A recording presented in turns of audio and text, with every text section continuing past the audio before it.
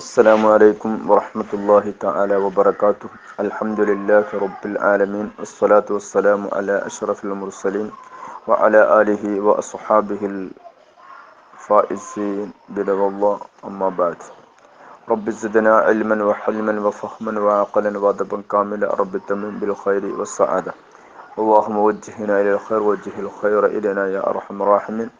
اللهم وفقنا وفق من تعلقوا بنا للحج والعمرة وزيارة روضة نبينا وشفيعنا مصطفى محمد صلى الله عليه وسلم مع الصحة والعافية والسلامة والقوة يا أرحم الراحمين. اللهم إنك على كل شيء قدير. ബഹുമാനമുള്ള ഇസ്ലാമിക് ഫിഖ് പഠനവേദിയിലെ എൻ്റെ ഏറ്റവും വേണ്ടപ്പെട്ടവർ, പരിശുദ്ധമായ ഹജ്ജിൻ്റെ ക്ലാസ് നാം തുടർന്നു കൊണ്ടിരിക്കുകയാണ്. ഇടയ്ക്ക് ഇന്ന് 2 ദിവസം നമുക്ക് അതിന് സാധിക്കാതെ പോയി. ചില സാങ്കേതികതകൾ കൊണ്ട് തന്നെയായിരുന്നു എന്ന് ഓർമ്മപ്പെടുത്തുന്നതോടൊപ്പം ബാക്കി ഭാഗത്തേക്ക് നമുക്ക് പ്രവേശിക്കാം. നാം മുറ പോലെ വന്നിരുന്നത് ചില ഹദീസിൻ്റെ ഭാഗങ്ങളെ സ്പർശിച്ചു കൊണ്ടാണ്. അതിൽ നാം തൽബിയത്തിനെ കുറിച്ചായിരുന്നു നാം ചർച്ച ചെയ്തുകൊണ്ട് പോന്നിരുന്നത്. അതിൻ്റെ കുറിച്ച് വിശദീകരിക്കപ്പെടുന്ന ഹദീസിൻ്റെ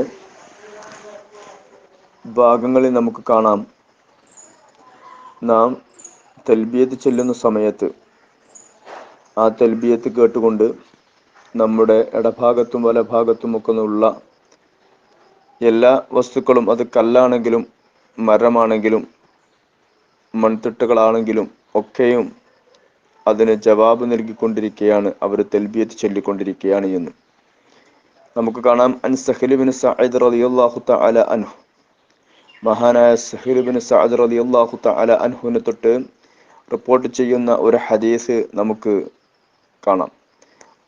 ഖാല റസൂലുള്ളാഹി സ്വല്ലല്ലാഹു അലൈഹി വസല്ലം, പുണ്യ നബി കരീം സ്വല്ലല്ലാഹു അലൈഹി വസല്ലം തങ്ങൾ പറഞ്ഞു, മാ മിൻ മുസ്ലിമിൻ യുലബ്ബി ഇല്ലാ ലബ്ബ മൻ അൻ യമീനിഹി വശിമാലിഹി മിൻ ഹജറിൻ ഔ ഷജറിൻ ഔ മദരിൻ ഹത്താ തൻഖതിഅൽ അർളു മിൻ ഹാഹുന വഹാഹുന. അതായത് ഹജ്ജിന് ഇഹ്റാം ചെയ്തുകൊണ്ട് ഏതൊരു മുസ്ലിം ആവട്ടെ, ആ മുസ്ലിം ആണായിരുന്നാലും പെണ്ണായിരുന്നാലും കുട്ടിയായിരുന്നാലും ആരായിരുന്നാലും, അവൻ തൽബിയത്ത് ചൊല്ലിക്കൊണ്ടിരിക്കുമ്പോൾ അവനോടൊപ്പം തൽബിയത്ത് ചൊല്ലിക്കൊണ്ടല്ലാതെ ഇല്ല ആര്? ആ മനുഷ്യന്റെ വലഭാഗത്തുള്ള ആളുകൾ, ഇടഭാഗത്തുള്ള ആളുകൾ, അത് കല്ലാണെങ്കിലും മരമാണെങ്കിലും മൺതിട്ടകളാണെങ്കിലും ഒക്കെയും തൽബിയത്ത് ചൊല്ലിക്കൊണ്ടിരിക്കുകയാണ്. ഹത്താ തൻഖതിഅൽ അർള, ഭൂമിയുള്ള ആ ചവിട്ടടി ഓരോന്നോരോന്നായി അവനിങ്ങനെ മുറിച്ചു കടക്കുന്നത് വരെ. അപ്പോഴൊക്കെയും ഒരു ഭാഗത്ത് മറ്റു ഭാഗത്ത് അടുത്ത് വരുമ്പോഴെല്ലാം അവരൊക്കെയും തൽബിയത്ത് ചൊല്ലിക്കൊണ്ടിരിക്കുകയാണ് എന്ന് പുണ്യ നബി കരീം സല്ലല്ലാഹു അലൈഹി വസല്ലം നമുക്ക് പാഠം നൽകിയിരിക്കുകയാണ്. മാത്രവുമല്ല, ഈ കലിമത്തുകൾ നമുക്ക് മനസ്സിലാക്കാനും കഴിഞ്ഞിട്ടുണ്ട്. ഇനി തൽബിയത്തിന് ശേഷം നാം എന്താണ് അതിന് ശേഷം ചെയ്യുന്നത് എന്നതും ഹദീസ് വ്യക്തമാക്കി തന്നു.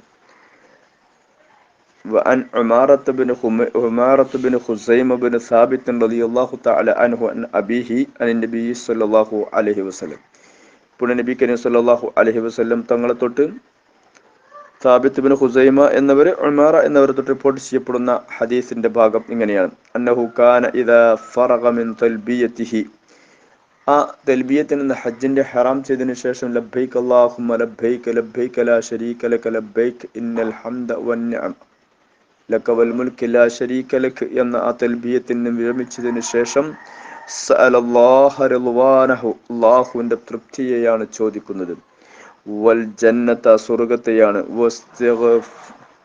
വസ്തഅഫാഹു ബിറഹ്മതിഹി, അവന്റെ അല്ലാഹുവിന്റെ അനുഗ്രഹം കൊണ്ട് നരകത്തിൽ നിന്ന് മുക്തതയുമാണ് ചോദിക്കാറുണ്ടായിരുന്നത് പ്രവാചകൻ. ആ ശൈലിയാണ് മുസ്ലിം ഉമ്മത്തിനും പാഠം എന്ന് ഈ ഹദീസ് നമുക്ക് വ്യക്തമായ ഒരു പാഠം നൽകുന്നുണ്ട്. മിനന്നാരി റവാഹു ഷാഫിഈ, ഇമാമുന ഷാഫി റഹ്മത്തുള്ളാഹി അലൈഹി തങ്ങൾ റിപ്പോർട്ട് ചെയ്യപ്പെട്ട ഹദീസിൽ നിന്നാണ് ഈ പാഠം നമുക്ക് ലഭിച്ചത്. അടുത്തത് ജാബിർ റളിയല്ലാഹു തആല അൻഹുവിനെ തൊട്ട് റിപ്പോർട്ട് ചെയ്യപ്പെടുന്ന ഒരു ഹദീസിൽ കാണാം. എന്താണ്? അന്ന റസൂലുള്ളാഹി സ്വല്ലല്ലാഹു അലൈഹി വസല്ലം, പുണ്യ നബി കരീം സ്വല്ലല്ലാഹു അലൈഹി വസല്ലം ലമ്മ അറാദൽ ഹജ്ജ അദ്ദന ഫിന്നാസ് ഫജ്തമഉ ഫലമ്മ അതൽ ബൈദാ അഹ്റമ. അത്രയേ ഉള്ളൂ. അതായത് ഹജ്ജിന് പോവാനുള്ള ആ ഹജ്ജിന്റെ ഘട്ടം അതിന്റെ തുടക്കത്തിലേക്ക് പ്രവേശിച്ചു കഴിഞ്ഞാൽ, ഉദ്ദേശിച്ചു കഴിഞ്ഞാൽ, ജനങ്ങളിൽ അള്ളാഹുവിന്റെ റസൂൽ വിളിച്ചു പറയുകയും അവരെല്ലാവരെയും ഒരു സ്ഥലത്ത് ഒരുമിച്ച് കൂടുകയും അങ്ങനെ അവര് ഒരു സ്ഥലത്ത് ഒരുമിച്ച് കൂടി കഴിഞ്ഞാൽ, ഒരു ഒഴിഞ്ഞ സ്ഥലം എന്നതാണ് ഉദ്ദേശം അല്ല, ആ സ്ഥലത്തിനുള്ള അങ്ങനെ ഒരു പേരുമുണ്ട് എന്നും അതിന്റെ വിശദീകരണം കാണുന്നുണ്ട്. ബൈദാ അഹ്റമ, അവർ ഇഹ്റാം ചെയ്യുന്നു എന്നാണ്. ഇമാമുന ബുഖാരി റഹ്മത്തുള്ളാഹി അലൈഹി തങ്ങളാണ് ഈ ഹദീസ് റിപ്പോർട്ട് ചെയ്യപ്പെടുന്നത്. എന്നാൽ പ്രവാചകന്റെ ആഗമനത്തോടുകൂടെ ഷിർക്കിന്റെ എല്ലാ ഗോപുരങ്ങളും കെട്ടടഞ്ഞു എന്ന് നമുക്ക് വ്യക്തമായിട്ടുണ്ട്. എന്നാൽ ജാഹിലിയ കാലഘട്ടത്തിലും മുശ്രിക്കീങ്ങളും ഹജ്ജ് ചെയ്തിരുന്നു എന്നതും വ്യക്തമാണ്. എങ്കിൽ അവർ ഹജ്ജ് ചെയ്യുന്ന സമയത്ത് അവരും തെൽബിയത്ത് ചൊല്ലിയിരുന്നു എന്നതും വ്യക്തമാണ്. അവർ തെൽബിയത്ത് ചെല്ലുന്ന സമയത്ത് ഉള്ളിലൊന്ന് മറച്ചു വെച്ചുകൊണ്ട് പുറത്ത് ചില വാക്കുകൾ പ്രയോഗിക്കൽ അവരുടെ രീതിയായിരുന്നു. അതിനെ പ്രവാചകൻ എടുത്താക്ഷേപിക്കുകയും ചെയ്തു. അതാണ് ഇബ്നു അബ്ബാസ് റളിയല്ലാഹു തആല അൻഹു റിപ്പോർട്ട് ചെയ്യപ്പെടുന്ന ഹദീസിൽ കാന എന്താ പറയുന്നു, കാനൽ മുശ്രിക്കൂന യഖൂലൂൻ, മുശ്രിക്കീങ്ങൾ, അവിശ്വാസികൾ, ഇസ്ലാമിന്റെ ബദ്ധവൈരികൾ, ശത്രുക്കൾ, അവർ പറഞ്ഞിരുന്നു, ലബ്ബൈക ലാ ശരീക ലക് എന്നാണ് പറയാ, നിന്റെ വിളിക്ക് ഞങ്ങൾ ഉത്തരം നൽകി, നിനക്ക് പങ്കുകാരില്ല. പക്ഷേ അപ്പോഴാണ് ഈ വാക്ക് കേൾക്കുമ്പോൾ അവരൊരു കാര്യം അവിടെ മറച്ചു വെച്ചിട്ടുണ്ട് എന്ന വളരെ സത്യം പ്രവാചകൻ തുറന്നടിച്ച് പറഞ്ഞു മണിച്ച് തരികയാണ്. ഫയഖൂൽ റസൂൽ സല്ലല്ലാഹു അലൈഹി വസല്ലം വൈലക്കും ഖദ് എന്നാണ്, അല്ലെ ഖദ്, നിങ്ങൾക്കാണ് നാശമായ നാശമൊക്കെയും, തീർച്ചയായിട്ടും എന്ന് പറഞ്ഞു. എന്താ കാര്യം? അവരുടെ വാക്കിൽപ്പെട്ടതാണ് ഇല്ലാ ശരീകൻ ഹു വലക തംലികുഹു വമാ മലക്. അതായത് അല്ലാഹു സുബ്ഹാനഹു വ തആല മിൽക്കാക്കിയിട്ടുള്ള ഷരീക്ക് എന്ന അർത്ഥം അവർ വെച്ചിരുന്നു. അപ്പോൾ അതുകൊണ്ട് അവർ ഉദ്ദേശിക്കുന്നത് അസ്നാമ്, ബിംബങ്ങളെയായിരുന്നു. അപ്പോൾ ആ മിൽക്കാക്കപ്പെട്ട ബിംബങ്ങൾ എന്നുള്ള ഒരു ഉദ്ദേശം അവരുടെ മനസ്സിൽ വെച്ചുകൊണ്ടാണ് അവർ ഈ വാക്ക് പ്രയോഗിച്ചിരുന്നത്. എന്നിട്ട് യഖൂലൂന ഹാദ, എന്നിട്ട് ഈ വാക്കിനെ അവർ ഉപയോഗിക്കും, യതൂഫുന ഫിൽ ബൈത്തി, അവര് കഅബ തവാഫ് ചെയ്യുകയും ചെയ്യും. അപ്പോൾ ഇത് മുസ്ലിം റിപ്പോർട്ട് ചെയ്യപ്പെട്ട ഹദീസാണെന്ന് പഠനം നൽകുന്നു. അപ്പോൾ ചുരുക്കത്തിൽ നമ്മുടെ മനസ്സിന്റെ ഉള്ളിൽ കിടക്കുന്ന, കെട്ടിപ്പണഞ്ഞ് കിടക്കുന്ന വിശ്വാസത്തിന്റെ ബാധകൾ അത് അള്ളാഹുവിനക്ക് അറിയാം. അപ്പോൾ മുശ്രിക്കീങ്ങൾ പുറത്ത് ഇങ്ങനെ ഒരു പദപ്രയോഗം നടത്തിയെങ്കിലും അവരുടെ വിശ്വാസം, അവരുടെ വിശദീകരണങ്ങൾ ഇങ്ങനെയായിരുന്നു. എങ്ങനെ? ലാ ശരീക ലഹു എന്ന് പറഞ്ഞിട്ട് ഇല്ലാ ശരീകൻ ഹുവ ലക് തംലിക്ഹു വമാ മലക് എന്നാണ്. അള്ളാഹു ഉടമസ്ഥതയാക്കിയിട്ടുള്ള ശരീക്ക് ഒഴികെ എന്നവർ പറഞ്ഞിരുന്നു. അതായത് അതുകൊണ്ട് ഉദ്ദേശിക്കപ്പെടുന്നത് അസ്നാം, ബിംബങ്ങളെ ആയിരുന്നു. അപ്പോൾ ഈ ഹദീസിന്റെ വളരെ വ്യക്തമായ ഒരു പാഠം നൽകുന്നത്, ആ പരിശുദ്ധമായ ഹജ്ജ് വേളയിൽ നമുക്കറിയാം, നമ്മൾ സുബ്ഹിയുടെയും മഗ്രിബിന്റെയും ശേഷം 10 പ്രാവശ്യം ചെല്ലാൻ പറഞ്ഞ ദിക്ർ എല്ലായിടങ്ങളിലും ചെല്ലാൻ നമുക്ക് സുന്നത്തുണ്ടല്ലോ. ലാ ഇലാഹ ഇല്ലല്ലാഹു വഹ്ദഹു ലാ ശരീക ലഹു ലഹുൽ മുൽക്കു വലഹുൽ ഹംദു യുഹ്യി വയുമീതു വഹുവ അലാ കുല്ലി ഷൈഇൻ ഖദീർ. ഈ പറഞ്ഞ അദ്കാറുകളും ദിക്റുകളും ഈ പ്രാർത്ഥനകളും ഒക്കെ പാഠം നൽകുന്നത് അള്ളാഹുവിന്റെ ആ വഹ്ദാനിയത്ത്, ആ ഏകത്വം, ആ അസ്തിത്വം നമ്മുടെ മനസ്സിൽ ഊട്ടിയുറപ്പിക്കുകയാണ്. അതാണ് ഇതിൻ്റെയൊക്കെയും ഫലവും ശക്തിയും എന്ന് ഈ വാക്കുകൾ പ്രയോഗിക്കാൻ വേണ്ടി, ഉപയോഗിക്കാൻ വേണ്ടി, ചെല്ലാൻ വേണ്ടി നമുക്ക് പ്രേരണ നൽകിയതിൻ്റെ ഉള്ളിൽ നിന്ന് മനസ്സിലാക്കിയെടുക്കാൻ സാധിക്കും. അടുത്ത ഹദീസിന്റെ വിശദീകരണങ്ങൾ സഞ്ചരിക്കുന്നത് പ്രവാചകൻ റസൂൽ കരീം സല്ലല്ലാഹു അലൈഹി വസല്ലം തങ്ങളുടെ ഹജ്ജത്തുൽ വദാഇനെ കുറിച്ചുള്ളതാണ്. അത് ദീർഘമായ ഹദീസുകൾ അതിലുണ്ട്. ഇൻഷാ അല്ലാഹ് അടുത്ത ദിവസം നമുക്ക് അതിലേക്ക് പ്രവേശിക്കാം. ഇന്ന് നാം പഠിച്ചു വെച്ചത്, അതായത് ഇഹ്റാമിനെ കുറിച്ചും അതിന്റെ നിയ്യത്തിനെ കുറിച്ചും അതിന്റെ ഹജ്ജിന്റെ ഫർളുകളെ കുറിച്ചും നമ്മൾ പഠിച്ചു. ഹജ്ജ് എത്ര വിധമുണ്ടെന്ന് പഠിച്ചു. ഇനി നമുക്ക് പ്രവേശിക്കാനുള്ളത് ത്വവാഫിന്റെ വിഷയത്തിലേക്കാണ്. ആ ത്വവാഫിന്റെ നിബന്ധനകൾ നമുക്ക് ഒന്ന് കണ്ണോടിക്കേണ്ടതുണ്ട്. ഇൻഷാ അല്ലാഹ് അതിന്റെ ആദ്യ ഭാഗത്തേക്ക് നമുക്ക് പ്രവേശിക്കാം. ഫർളുകളെ കുറിച്ചുള്ള ബയാൻ നാം മനസ്സിലാക്കി. ഇനി ഷുറൂത്ത് ത്വവാഫ്, ത്വവാഫിന്റെ ഷർത്ത്. ത്വവാഫ് ഫർളാണ് എന്ന് നാം പഠിച്ചു കഴിഞ്ഞു. ഇനി ആ ത്വവാഫ് ചെയ്യാനുള്ള നിബന്ധനകൾ അതെന്തൊക്കെയാണ്? അതിന്റെ നിബന്ധനകൾ 6 ആണ് എന്ന് കാണാൻ സാധിക്കും. എന്താ ഷറഹിലൊക്കെ 6 അല്ല, അത് 8 എന്നുള്ള വിശദീകരണങ്ങൾ കൊടുത്തിട്ടുണ്ട്. അപ്പോൾ അതിൽ എണ്ണിയിട്ടുണ്ട്. പിന്നെ ആ ത്വവാഫിന്റെ 7ാമത്തെ നിബന്ധന, അത് പള്ളിയിൽ വെച്ച്, മസ്ജിദുൽ ഹറാമിൽ വെച്ച് തന്നെ ആയിരിക്കണമെന്നാണ്. ഇത് ഇപ്പോൾ നമുക്ക് കേൾക്കുമ്പോൾ അത് അങ്ങനെ തന്നെയല്ലേ ഉണ്ടാവൂ എന്ന് ചിലപ്പോൾ നമുക്ക് ഒരു ചെറിയ ധാരണ തോന്നിപ്പോവും. വാസ്തവത്തിൽ ശരി തന്നെയാണ്. എങ്കിലും വല്ല കള്ളപ്രചരണവും ഒക്കെ നടത്തി അങ്ങനെ വല്ല നാടുകളിൽ എവിടെയെങ്കിലും വല്ല കള്ള ത്വരീഖത്തിൻ്റെയൊക്കെ ആളുകൾ ചെയ്തു കൂട്ടുന്ന ചില ചെയ്തികൾക്കൊക്കെ ഇത് മറുപടിയുമാണ്. അതുകൊണ്ട് ആ ദീർഘവീക്ഷണം നമ്മുടെ ഫുഖഹാ നേരത്തെ തന്നെ കണ്ടു എന്നതാണ് നമുക്ക് മനസ്സിലാക്കാനുള്ളത്. എന്നല്ലാതെ കിതാബിന്റെ എല്ലാ രേഖകളിലും 6 തന്നെയാണ്. പക്ഷേ ഇങ്ങനെ 8ആയിട്ട് വിശദീകരിക്കപ്പെട്ട സ്ഥലത്ത് ഫുഖഹാ അതിനെ വളരെ വ്യക്തമായിട്ട് പാഠം നൽകിയിട്ടുണ്ട്. 7-മത്തത് അതിൽ പള്ളിയിലായിരിക്കണം എന്ന് പറഞ്ഞാൽ മസ്ജിദുൽ ഹറാം എന്നാണ്. അപ്പോൾ മറ്റുള്ള സ്ഥലങ്ങളിൽ എവിടെയും എന്തില്ല, തവാഫ് എന്ന് പറഞ്ഞ ഒന്ന് ഇല്ല. അത് വളരെ വ്യക്തമായ പിഴവാണ് എന്ന് നമുക്ക് ഈ എണ്ണത്തിലൂടെ ഒരു പാഠവും കിട്ടി. പിന്നെയോ അത് ആ ത്വാഫ് എന്ന് പറയുന്നത് എന്തോ ഒരു നമ്മുടെ ഭൗതിക നേട്ടം, ഒരു ആവശ്യത്തിന് വേണ്ടിയിട്ടുള്ള ചുറ്റലോ മറ്റോ ആയിട്ടും പരിഗണിക്കപ്പെടാൻ പറ്റും. ത്വാഫ് ചെയ്യുന്നതാണ്, പക്ഷെ വേറെ ലക്ഷ്യം വേറെയാണ്. ചിലപ്പോൾ നമ്മൾ ഒരു കടക്കാരനെ കണ്ടുമുട്ടി, ഒരു ഉദാഹരണം കിട്ടാൻ പറയുന്നത്, അപ്പോൾ കടക്കാരനെ കിട്ടാൻ വേണ്ടി ഇങ്ങനെ ചുറ്റി ചുറ്റി പോയി, അപ്പോൾ അത് 7 പ്രാവശ്യമായി, അങ്ങനെയല്ല. അല്ലെങ്കിൽ ഭൗതിക ഒരു നേട്ടത്തിന് വേണ്ടിയിട്ട് ഒരിക്കലുമല്ല. അല്ലെങ്കിൽ മറ്റുള്ള ഏത് നേട്ടങ്ങളും അതിൻ്റെ ഉള്ളിൽ ഭൗതികമായിട്ട് വെച്ചോ അങ്ങനത്തതാണെങ്കിൽ അത് ഒരിക്കലും തവാഫ് ആവുകയില്ല എന്ന് തന്നെയാണ്. തവാഫിന്റെ ആ പറയപ്പെട്ട നിബന്ധനകളൊക്കെ പാലിച്ചിട്ടാണെങ്കിലും നിയ്യത്തിൽ മാറ്റം വന്നിട്ടുണ്ട് എങ്കിൽ അത് ശരിയാവുകയില്ല എന്ന് ആണ് 8-മത്തതായിട്ട് എണ്ണി തന്നിട്ടുള്ളത്. അത് വളരെ ഗൗരവത്തിൽ എടുക്കേണ്ടതാണ്. കാരണം അത്തിമുൽ ഹജ്ജ വൽ ഉംറത ലില്ല എന്നാണല്ലോ, അള്ളാഹ്ക്ക് വേണ്ടി ഹജ്ജും ഉംറയും എന്ന് പറഞ്ഞതിൽ നിന്നും അത് പാഠമാണ് നമുക്ക്. അപ്പോൾ ഇങ്ങനെ 8ആയിട്ട് വിശദീകരിക്കപ്പെട്ടതുണ്ട്. യാനത്തു ത്വാലിബീൻ മുതൽ മറ്റുള്ള പല ഗ്രന്ഥങ്ങളിലും ഈ വിഷയം നമുക്ക് പാഠം നൽകിയിട്ട് കാണാൻ സാധിക്കും. അപ്പൊ അതിൽ 1-മത്തത് എന്താണ്? തുഹറാണ്, ശുദ്ധി ഉണ്ടായിരിക്കുക എന്നാണ്. ആ തവാഫ് ചെയ്യുന്ന ആൾക്ക് ശുദ്ധി ഉണ്ടായിരിക്കണം. അതായത് 2 ശുദ്ധി, 2 ഉണ്ടല്ലോ ശുദ്ധി, വലിയ ശുദ്ധിയായിട്ടും ചെറിയ ശുദ്ധിയായിട്ടും അതിനെല്ലാം ശുദ്ധി ഉണ്ടായിരിക്കണം. അതുപോലെ തന്നെ ഹുബ്സ് എന്ന് പറയും, അത് അഴുക്കുകളെ തൊട്ട്, മ്ലേച്ഛമായ വസ്തുക്കളെ തൊട്ട്, അതുപോലെ അതായത് ചെറിയ നജസ് അല്ലാത്ത അഴുക്കുകൾ ഉണ്ടെങ്കിൽ അതെല്ലാം നീക്കിയിരിക്കണം. അതുപോലെ മൂക്കട്ട പോലുള്ള മ്ലേച്ഛമായ വസ്തുക്കൾ ഉണ്ടെങ്കിൽ അതെല്ലാം നീക്കിയിരിക്കണം. അത് നീക്കിയാൽ മാത്രമേ ശരിയാവുകയുള്ളൂ. അപ്പോൾ അത് നമ്മുടെ ശരീരത്തിലോ നമ്മുടെ വസ്ത്രത്തിലോ ഉണ്ടാവാൻ പാടില്ല. അതുപോലെ തന്നെ നമ്മൾ തവാഫ് ചെയ്യുന്ന മതാഫിലും ഉണ്ടാവരുത്. ഇനി അവിടെ അങ്ങനെ ഉണ്ടായിട്ടുണ്ട്, അതിനെ നമുക്ക് തഅമ്മുദ് ചെയ്യാതെയാണെങ്കിൽ കുഴപ്പമില്ല. അതായത് മനഃപൂർവ്വം അല്ലാതെ നമ്മളത് സ്പർശിക്കുകയുള്ളൂ ചെയ്താൽ കുഴപ്പമില്ല എന്ന് ഫിഖ്ഹിൽ അതിൻ്റെ ശുറൂഹാത്തിൽ വിശദീകരിക്കപ്പെടുന്നുണ്ട്. അപ്പോൾ പിന്നെ അതിൽ 1-മത്തത് എന്ത് ഷർത്ത്, അത് ശുദ്ധി ഉണ്ടായിരിക്കുക എന്നാണ്. അതായത് വസ്ത്രത്തിലും ശരീരത്തിലും. പിന്നെ കിതാബിന്റെ ഇബാറത്ത് വോ മതാഫിഹി എന്നാണ്. മതാഫിലാണെങ്കിലും വേണം. തുഹ്ഫയിലെ ഇബാറത്ത് ഞാൻ യുഅഫ അമ്മ യശുക്കുൽ ഇഹ്തിറാസു അൻഹു ഫിൽ മതാഫി മിൻ നജാസത്തി തുയൂരി വഗൈരിഹ എന്ന് പറയുന്നുണ്ട്. ഇന്നിപ്പോൾ അതങ്ങനെ അത്ര ഇല്ല, പക്ഷേ കാലങ്ങളിൽ ഉണ്ടാവും. അതായത് പക്ഷികളുടെയോ മറ്റോ ഒക്കെ കാഷ്ടങ്ങളോ മറ്റോ ഒക്കെ മത്താഫിൽ ഉണ്ടാവാൻ സാധ്യത ഉണ്ട്. അപ്പൊ അങ്ങനെ നമുക്ക് അതിനെ സൂക്ഷിക്കൽ, അതിൽ നിന്നും മുക്തമാവാൻ, അതിൽ നിന്നും മാറി നിൽക്കാൻ കഴിയാത്ത രീതിയിൽ വരികയും ബുദ്ധിമുട്ടാവുകയും ചെയ്താൽ അതിൽ നിന്ന് നമുക്ക് വിടുതിയുണ്ട് എന്നത് തുഹ്ഫയിൽ നമുക്ക് ഇബാറത്ത് കാണാൻ സാധിക്കും. പക്ഷെ അതിൻ്റെ മേൽ തന്നെ ചവിട്ടി നടക്കണമെന്ന് നമ്മൾ കരുതി കൂട്ടിയിട്ടാണെങ്കിൽ അത് കുഴപ്പമാവും. മാത്രവുമല്ല, ഇനിയിപ്പോൾ അങ്ങനെ ഉണങ്ങിയ കാഷ്ടങ്ങളോ മറ്റേതോ അവിടെ കിടക്കുന്നുണ്ട്, അതിന്മേൽ നനവോ ഇല്ലെങ്കിൽ അപ്പോഴും പ്രശ്നമല്ല. തുടലുകൊണ്ട്, അതായത് നനവില്ലാതെ ഉണങ്ങി കിടക്കുന്ന പിട്ടയാണെങ്കിൽ അതുകൊണ്ടും കുഴപ്പമില്ല എന്നും കിതാബിനകത്ത് കാണാൻ സാധിക്കുന്നുണ്ട്. പക്ഷെ ഇന്നിപ്പോൾ അതൊന്നും അവിടെ അത്ര കാണാൻ സാധ്യമല്ല. അത്രക്കും ക്ലീനിങ്ങും കാര്യങ്ങളും ഒക്കെയാണ് നടന്നുകൊണ്ടിരിക്കുന്നത്. എന്നാൽ തന്നെ അങ്ങനെ ക്ലീന് മത്താഫ് ചെയ്യണോ ചെയ്യണ്ടേ എന്ന വിഷയത്തിലും ഫുഖഹാ ചർച്ചകൾ നടത്തിയിട്ടുണ്ട്.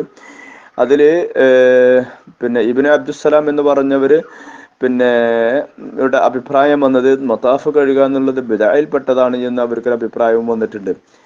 അതുപോലെ അതിൻ്റെ മറ്റു വിശദീകരണങ്ങൾ റംലി ഇമാം റഹ്മത്തുള്ളാഹി അലൈഹി തങ്ങളും അതിനെ ആ പറഞ്ഞതിനെ ഇൻകാർ ചെയ്യുന്നു എന്ന നിലക്ക് അതിൻ്റെ വിശദീകരണങ്ങൾ മറ്റു നിലക്ക് കാണാനും സാധിക്കുന്നുണ്ട്. ഏതായിരുന്നാലും ഫിഖ്ഹു ഷാഫി ആയിട്ട് വരുമ്പോൾ പിന്നെ നമ്മുടെ മസ്അല എന്താണെന്ന് ചോദിച്ചാൽ വലാ യസ്ഹു തവാഫു ഷാഫിഇയ്യ അലൈഹ ഇദ്ലാ ബുദ്ധ ബഅദ ഇസാലത്തിൽ ഐനി മിൻ സബ്ബിൽ മായി അലൽ മഹല്ലി എന്നാണ്. അങ്ങനെ മത്താഫിൽ ഉണ്ടെങ്കിൽ അത് നീക്കം ചെയ്തതിന് ശേഷം തന്നെയാണ് ചെയ്യേണ്ടത് എന്നതാണ് മുഅ്തമദായ പ്രബലമായ ഷാഫിഈ മദ്ഹബിലെ അഭിപ്രായം എന്നും നാം മനസ്സിലാക്കേണ്ടിയിരിക്കുന്നു. ഇൻഷാ അല്ലാഹ് അങ്ങനെയാണ് നമ്മുടെ കിതാബിന്റെ വിശദീകരണങ്ങൾ സഞ്ചരിച്ചു കൊണ്ടിരിക്കുന്നത്. അപ്പോൾ ഒന്ന് തുഹറാണ്, അതായത് വലിയ അശുദ്ധി, ചെറിയ അശുദ്ധി, അതുപോലെ തന്നെ അഴുക്കളെ തൊട്ട് എന്തായിരിക്കണം, ശുദ്ധി ഉണ്ടായിരിക്കണം എന്നതാണ്. അതിനെക്കുറിച്ചാണ് നമ്മളിപ്പോൾ മനസ്സിലാക്കിയത്. 2-മത്തെ സാനിഹ സിതുറുൻ ലി ഔറത്തിൻ ഖാദിരിൻ ഫലോ, അതെ, അതായത് ഔറത്ത് മറക്കണം, ഖാദിറായ ആള് എന്നാണ് പറഞ്ഞത്. അപ്പോൾ അത് അങ്ങനെ പറയാനുള്ള കാരണം ഒരാൾക്ക് ഔറത്ത് മറക്കാൻ അശക്തമാവുകയും അതിനുള്ള സൗകര്യം ഇല്ലാതിരിക്കുകയും വരുന്നു എങ്കിൽ ആരിയായിട്ട് നഗ്നനായിട്ടാണെങ്കിലും അവന് തവാഫ് ചെയ്യാൻ പറ്റും. അങ്ങനെ ചെയ്യാനുള്ള പ്രേരണ അല്ല ഈ പറയുന്നത്, മസ്അല പ്രതിപാദിക്കുകയാണ്. അതപ്പോൾ നിസ്കാരത്തിന്റെ വിഷയത്തിലോ അങ്ങനെ തന്നെയാണ്. ആ ബാബിൽ കാണാൻ സാധിക്കും.